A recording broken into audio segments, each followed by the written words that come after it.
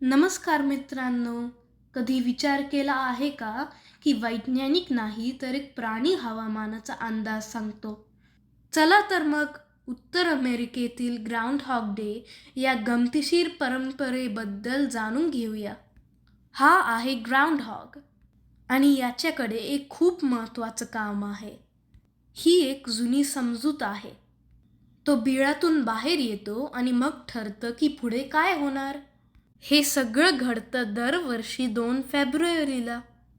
तर सावली दिसली की नाही यावरच सगळं अवलंबून आहे. ग्राउंड हॉगला वुडचक असेही म्हणतात. हे नाव लक्षात ठेवा हं, पुढे गंमत आहे. त्याची टोपण नाव तर बघा. व्हिसल पिग हे नाव त्याला एका खास आवाजामुळे मिळाले आहे. आणि हा आहे जगातला सगळ्यात प्रसिद्ध ग्राउंड हॉग, पंक्सिटॉनी फिल.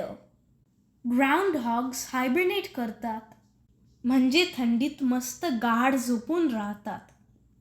त्यांची बिळं जमिनीखाली खूप लांब असतात, अगदी 20 मीटरपर्यंत. ते शाकाहारी असतात, म्हणजे फक्त गवत आणि वनस्पती खातात.